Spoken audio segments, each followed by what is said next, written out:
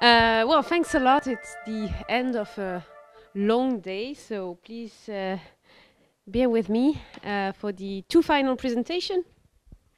I will be focusing on states of emergency, and that's somehow these are the initial results that I prepared together with Anna Kaki from the University of Malta, working with the Exceptius datasets. These are very preliminary results, that's a disclaimer. Also because we had to recode a lot of data, and I will explain a bit why. It's not that the job was poorly done, it's that it's highly complicated to understand really what are the type of emergency provisions that were decided upon and implemented. Okay. Well, I changed it a bit, but I wanted to start with why do states of emergency matter? I guess we all feel that it does matter, but I wanted to maybe frame it also in a scholarly sense. So of course it matters when governments are taking emergency measures because it impacts the daily life of people, but also because there is a discussion in the literature about between the normative justification of state of emergency and the idea that it's better to be prepared for emergency, even if during emergencies we allow government to act more quickly, to take more powers, but at least there is a procedure. And we avoid what the so-called action bias is, that faced with an emergency, states will do whatever they want because there are no criteria and guidelines for them. So this is a bit like the normative justification based on social contract theory. And when we compare this justification with actually empirical results about the activation of emergency powers, we see that actually emergency powers are mostly activated for political reasons. So that the nature of the threat, when we take other cases of emergency into account, natural disasters, floods, wars, is more, it does not matter that much. Actually, what matters is actually the amount of power that the executive can grab out of the activation of emergency power. And the question we had with Anna is basically, is COVID-19 any different? Have we seen a different pattern in the use of emergency power?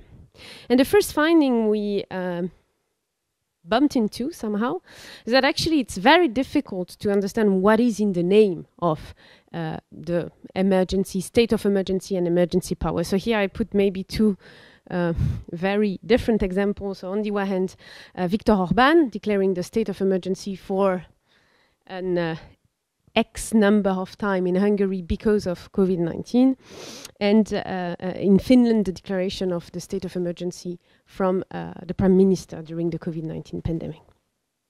And what is interesting is that almost all European governments have declared using emergency powers, emergency measures to fight against the pandemic.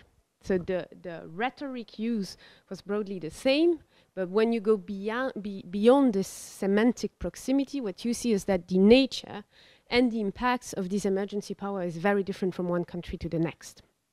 And this is what we are trying to uncover in this paper.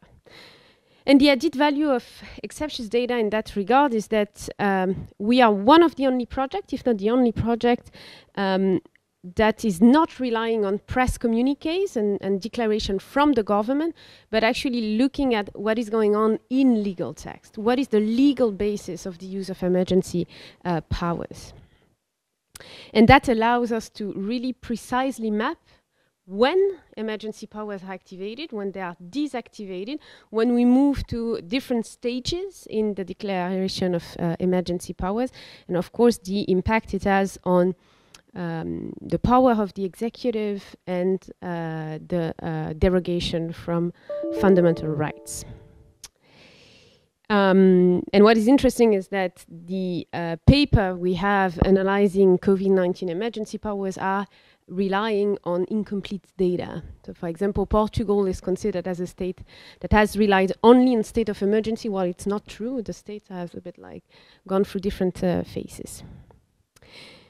And yes, we wanted to know, also doing this project, which type of emergency powers are the most effective, and we define effectiveness here in somehow a balance between containing the pandemic and preserving a very high number of human rights and a good democratic governance. So this is like somehow navigating this challenge.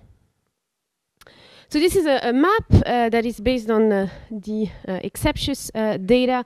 Roughly half of the country in the dataset declared use state of emergency provisions, whether based on the constitution, so activating the procedure that is in the constitution, or in a law that is actually translating into ordinary law the state of emergency provisions. That's the case of France, who actually declared the state of sanitary emergency based on a law that is actually allowing the government to take a lot of measures that are roughly similar to what is in the constitutional state of emergency.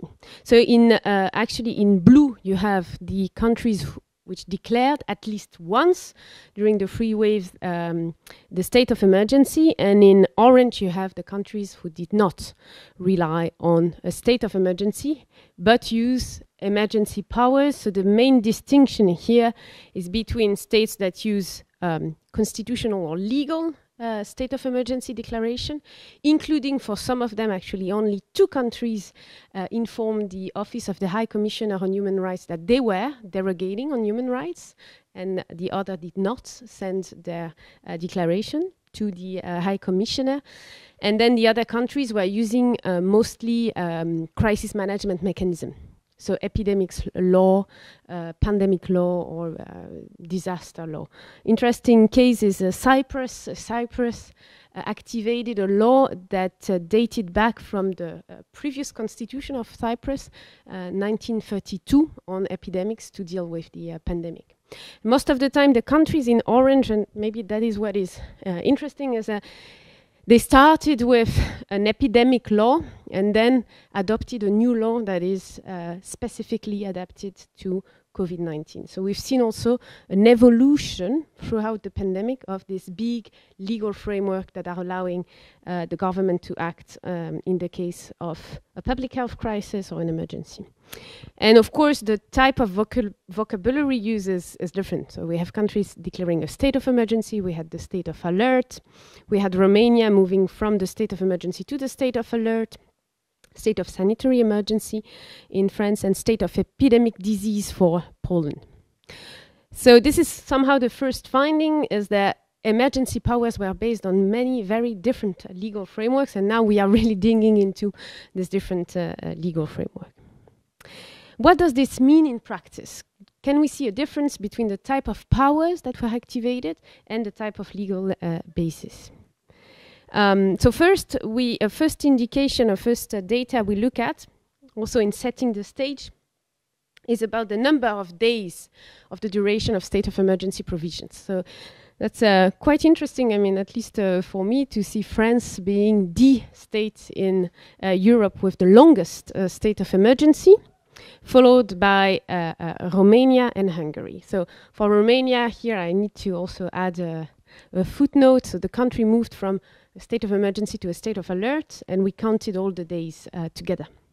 Hungary, a bit of a false friend, because basically the country was already adapted a lot the governance, democratic governance, to say the least, or backslided into authoritarian rule before the pandemic, and the pandemic accelerated this trend a bit more. Hungary is the only country in Europe who declared, I think that was the 3rd state of emergency without an end date, and was in this regard condemned because of this lack of end date of the state of emergency.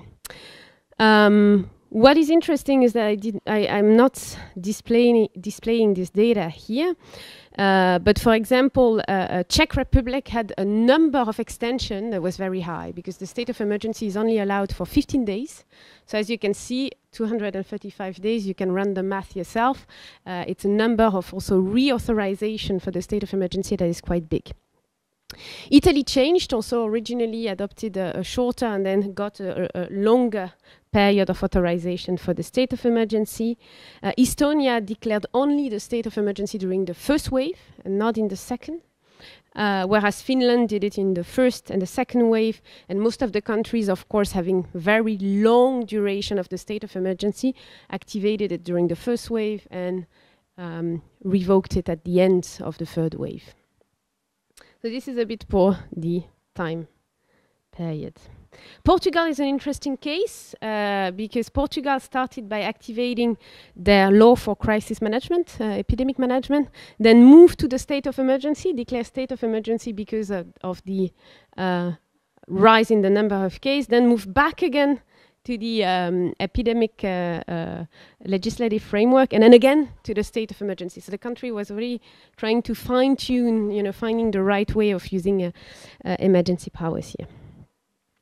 What we've tried to do then afterwards is to see what these different emergency powers are doing to the concentration of powers in the hand of the executive.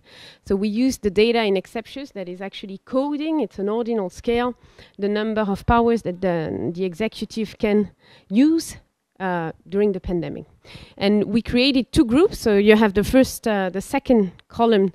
This is the somehow average score per wave of the level of power of the executive for states that didn't use state of emergency provision, and the third column is for states that used state of emergency provision. So the higher the number, the higher the power of the executive. The highest number is that the executive is actually allowed to derogate on human rights and to also have to take decision on its own.